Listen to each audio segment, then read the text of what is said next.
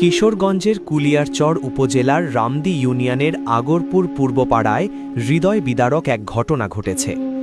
কাদির ও রফিক দুই ভাইয়ের বহু কষ্টে গড়ে তোলা স্বপ্ন যেন এক রাতেই ধূলিসাৎ হয়ে গেল। ভাড়া নিয়ে অন্যের পুকুরে প্রায় ১২ লাখ টাকার মাছ চাষ করেছিলেন তারা। দিন রাত পরিশ্রম করে বড় করেছিলেন সেই মাছ। ছিল অনেক আশা, ঋণ শোধ হবে, সংসারে সচ্ছলতা ফিরবে।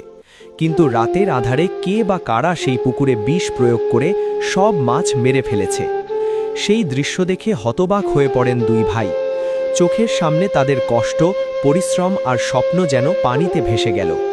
এ ঘটনায় এলাকায় চরম ক্ষোভ ও উদ্বেগ বিরাজ করছে। স্থানীয়রা দ্রুত দোষীদের শনাক্ত করে আইনের আওতায় আনার দাবি জানিয়েছেন।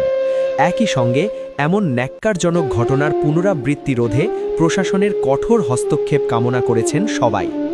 কাদির ও রফিক এখন দিশেহারা। তাদের প্রশ্ন একটাই, আমাদের এই সর্বনাশ করল কে?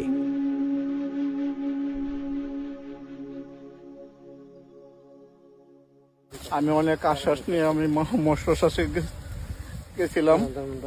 আজকে দিন আমার হঠাৎ করে রাত্রে কে জানি কি করলো, আমার মাছ হঠাৎ করে বাইসে মরে গেল। আমি কিছুই বুঝতে পারলাম না। আমার অনেক স্বপ্ন ভাই, আমার এই মাছ দিয়ে আমার মা বাবা পরিবার নিয়ে চলাফেরা করতাম, কিন্তু কে আমার এই মাছটি কাজ করলো আমি তো বুঝতে উঠতে পারলাম না ভাই।